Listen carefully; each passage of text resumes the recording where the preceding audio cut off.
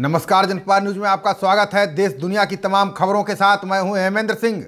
भारत के गृह मंत्री राजनाथ सिंह ने दो टूक कहा है कि पाकिस्तान को हर हाल में अपनी जमीन से आतंकवादियों को खत्म करना होगा।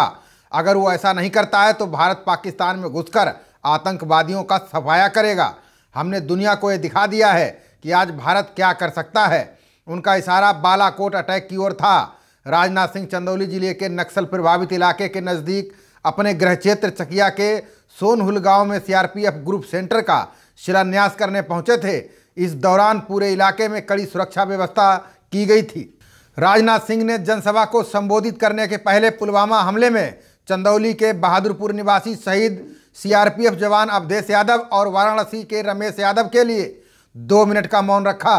अपने संबोधन में गृह मंत्री ने कहा कि आतंकवाद केवल देश ही नहीं पूरी दुनिया के लिए चुनौती है, लेकिन आप हमारा विश्वास कीजिए, ये सिलसिला अब आगे नहीं बढ़ेगा क्योंकि हमारी सरकार ने आतंकवाद के खिलाफ निर्णायक जंग शुरू कर दी है। इसकी शुरुआत हमने भारत की धरती से की है। कल कश्मीर के कुपवाड़ा में एक घटना घटित हुई जिसमें हमारे सीआरपीएफ के 2 बहादुर जवान मारे गए और साथ ही साथ जम्मू कश्मीर पुलिस के भी 2 जवान हमारे शहीद हुए। कई सेना के जवानों को भी गोलियां लगी थी। जानकारी मिली है कि हमारा सेना का जवान भी जो है शहीद हुआ है। अब हमारी गवर्नमेंट ने भी यह फैसला कर लिया है, हमारे प्रधानमंत्री ने भी यह फैसला कर लिया है, हम लोगों ने मिलजुल कर यह फैसला कर लिया है कि अब आतंकवाद के खिलाफ निर्णायक जंग होनी चाहिए और भारत की धरती से आतंकवाद का सफाया होना चाहिए। और आपने देखा कि हमारे सेना के जवान हों, हमारे सीएपीएफ के जवान हों, कैसी ताकत है, कैसी कुवत है। एक बार यदि सरकार ने फैसला कर लिया कि पाकिस्तान में जो बड़े किसी आतंकवादी ठिकाने पर हमको धावा बोलना है, तो इधर उधर की फिर लोगों ने नहीं सोची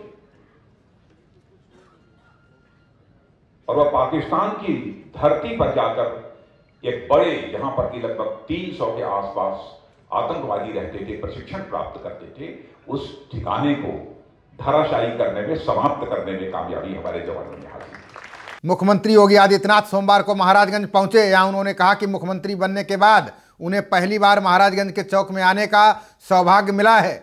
यूपी की सरकार बदलने से विकास की गति लगातार बढ़ी है। समाज के हर तबके का प्रदेश में विकास हो रहा है। महाराजगंज जिले के 96,000 किसानों को सम्मान राशि का लाभ मिला है। सीएम ने चौक बाजार को 30 बेड का हॉस्पिटल दिया है, जिससे यहाँ के 30,000 आबादी को इसका लाभ मिलेगा। सीएससी पर्यटन विकास योजनाएं तथा विभिन्न मार्गों का लोकार्पण एवं शिलान्यास किया। सीएम ने सोनाड़ी देवी मंदिर के जीर्णोद्धार कार्यक्रम का भी शुभारंभ किया। हेलीपैड से कार्यक्रम स्थल तक सुरक्षा के कड़े इंतजाम थे। गुरुवार गोरखनाथ महाविद्यालय चौक परिसर में हेलीपैड बनाया गया था। मुख्यमंत्री हेलीपैड से दिग्विजय इंटर कॉलेज पहुंचे और शिलान्यास किया। कांग्रेस अध्यक्ष राहुल गांधी ने अमेठी में हथियार फैक्ट्री को लेकर पीएम नरेंद्र मोदी पर निशाना साधा है। राहुल गांधी ने ट्वीट कर कहा है कि अमेठी में हथियार फैक्ट्री को लेकर पीएम मोदी ने झूठ बोला है। उन्होंने ट्वीट कर लिखा है, प्रधानमंत्री जी, अमेठी की ऑर्डिनेंस फैक्ट्री का शिलान्यास 2010 में मैंने खुद किया था। पिछले कई सालों से वहां छोटे हथियारों का उत्पादन चल रहा है। राहुल गांधी ने कहा कि कल आप अमेठी गए और अपनी आदत से मजबूर होकर आपने फिर झूठ बोला। क्या आपको बिल्कुल भी शर्म नहीं आती? आपको बता दें कि पीएम मोदी ने रविवार को राहुल गांधी के गढ़ अमेठी में जाकर कोरबा के आयुध निर्माण फैक्ट्री में असाल्ट राइफल AK-203 की यूनिट का शुभारंभ किया था। पाकिस्तान के खैबर पख्तूनख्वा प्रांत के बालाकोट में 26 फरवरी को भारतीय वायुसेना द्वारा हवाई हमले पर जैश ए मोहम्मद के आतंकवादी शिविर को ध्वस्त कर दिया गया था, लेकिन अब इसको लेकर राजनीति शुरू हो गई है। पूर्वीय केंद्रीय मंत्री और कांग्रेस नेता कपिल सिब्बल ने बालाकोट एयर स्ट्राइक पर ट्वीट किया। ट्वीट के माध्यम से उन्होंने कहा कि Modi ji, international media, New York Times, London का media group, Washington Post, Daily Telegraph, the Guardian, Reuters ने रिपोर्ट किया है कि बालाकोट में आतंकियों को कोई नुकसान नहीं हुआ है। क्या आप आतंकवाद के राजनीतिकरण के दोषी हैं?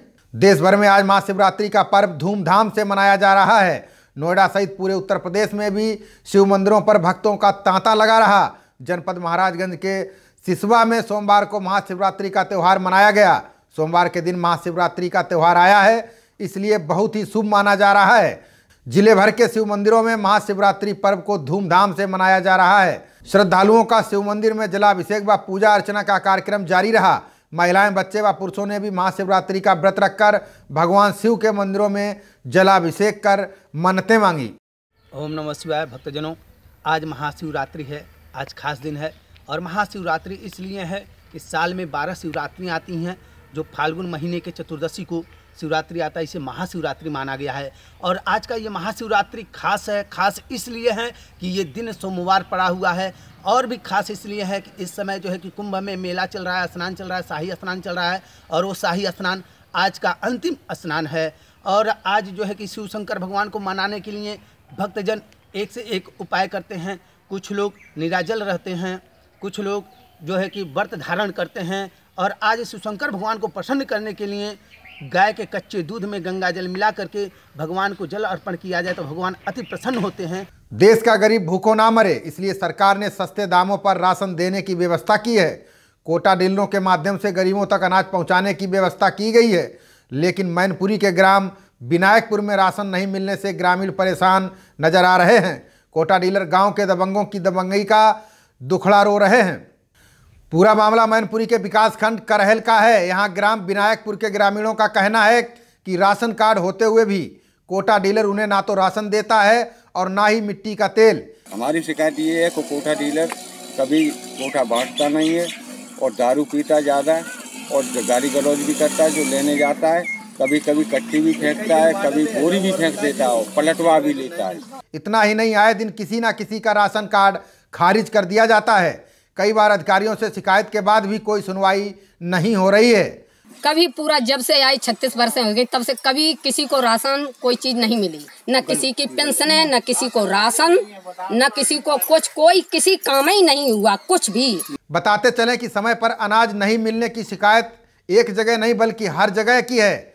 शासन के सख्त निर्देश के बाद भी अनाज व मिट्टी के तेल के वितरण में घपला होना आम बात है। दशकों से एक ही व्यक्ति को कोटा मिल जाता है। लाख शिकायत के बाद भी जब कोटेदार नहीं बदले जाते तो आम जनता को लगने लगता है कि उनकी शिकायत से कुछ होने वाला नहीं है और शांत होकर घर बैठ जाते हैं।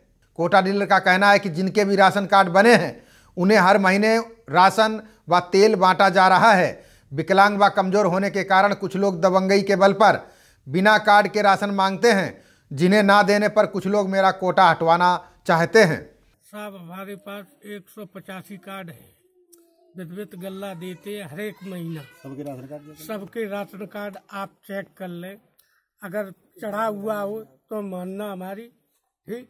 वैसे ये दमंग लोग हैं, ठाकुर लोग हमारे, वो हमको ज्यादा धमकाते हैं, कहते हैं बोरी दो चावल की। अब बताइए हम किनको कार्ड धारक को दें कि इन्हें फ्री फंड दे दें। रामपुर के जिलाधिकारी ने 2019 के लोकसभा चुनाव को लेकर प्रेस वार्ता की, साथ ही सोशल मीडिया पर बिना रजिस्ट्रेशन न्यूज चलाने को लेकर सख्त कार्रवाई की बात कही। जिलाधिकारी ने बताया कि चुनाव की तैयारी के लिए तेजी से काम चल रहा है। रामपुर में इस बार अब तक की तैयार मतदाता सूची में करीब 16,68,000 वोटर मतदान करेंगे। जिलाधिकारी ने इस सूची में कमियों को दूर करने पर जोर दिया। उन्होंने बताया कि सूची में कुछ कमियां हैं, उसको जल्द दूर किया जाएगा। अभी सूचियों को सही करने का कार्य चल रहा है। जिलाधिकारी ने यह भी कहा कि जिन लोगों के नाम गलत हैं वे अपना नाम सही करा लें। जो एश्योर्ड मिनिमम फैसिलिटीज है जी, उसके हिसाब से हमने सारी जगहों पे 90% से लेके 95% तक काम हो चुका है और अभी लगातार काम चल रहा है। रामपुर असेंबली कॉन्स्टिट्यूंसी में जो हमारा ईपी रेशियो है, जेंडर रेशियो है, काफी खराब है। इसके लिए हम वेरिफिकेशन अब करा रहे हैं और कोशिश करेंगे कि ज़्यादा से ज़्यादा महिला मतदाताओं को जोड़ सकें। अभी हमारे फाइनल रोल के हिसाब से हमारे यहाँ 16,68,473 मतदाता हैं जो अभी रजिस्टर हो चुके हैं, पर इसमें बहुत सारे लोगों की डुप्लीकेसी का और बहुत सारे लोगों के छूटे का परसेंटेज है, उसको हम दुरुस्त करेंगे। सोशल मीडिया या इलेक्ट्रॉनिक मीडिया के जो इंटरनेट के माध्यम है, उनके माध्यम से जो लोग भी न्यूज़ के नाम पे कोई भी चीज चलाते हैं उनको रजिस्टर होना अनिवार्य है। बिना रजिस्टर हुए अगर कोई भी सोशल मीडिया के माध्यम से न्यूज़ चलाएगा तो उसके ऊपर हम कार्रवाई करने के लिए बाध्य होंगे। मैं लोगों से अपील भी करूंगा और इस पे हमारी नज़र भी है, चूँकि इलेक्शन डिक्लेयर होने वाला है, हमारी एमसी टीम एक्टिव हो चुकी है।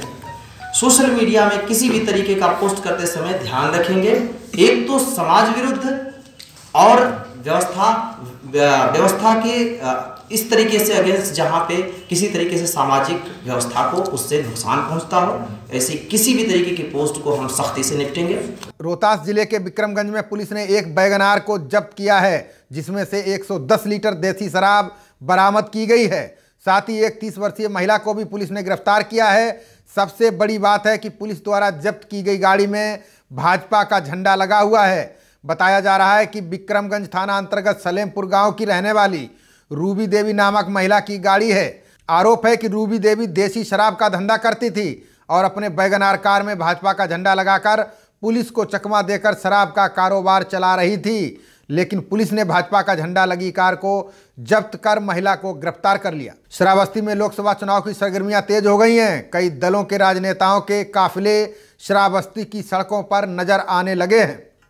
लोक जनशक्ति पार्टी श्रम प्रकोष्ठ के प्रदेश अध्यक्ष मनोज पाठक ने सैकड़ों बाइक के साथ जिले के विभिन्न इलाकों में बाइक रैली निकालकर अपनी पार्टी की सीट से दावेदारी प्रस्तुत की है।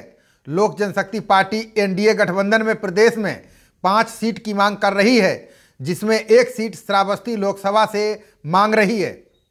मैंने पूर्व में ही जो है आदरणीय पासवान जी को और आदरणीय हमारे जो है प्रदेश अध्यक्ष मणिशंकर पांडे जी को लोकसभा चुनाव एनडीए में रह करके लड़ने के लिए अपना आवेदन किया था और उस आवेदन पे माननीय पांडे जी के द्वारा आदरणीय मंत्री जी के द्वारा हमको आश्वासन मिला कि आप लोक जनशक्ति पार्टी 2019 में बहुत ही जो है जोरों से जितनी भी सीटें एनडीए सरकार में हम लोग को दी जाएगी, चुनाव लड़ा जाएगा, उसमें सर्वप्रथम श्रावस्ती का नाम अंकित है।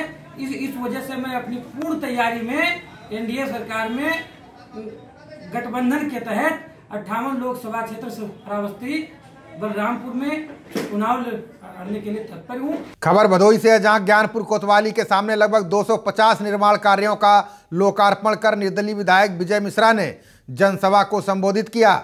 उन्होंने सपा बसपा और कांग्रेस को आड़े हाथों लिया।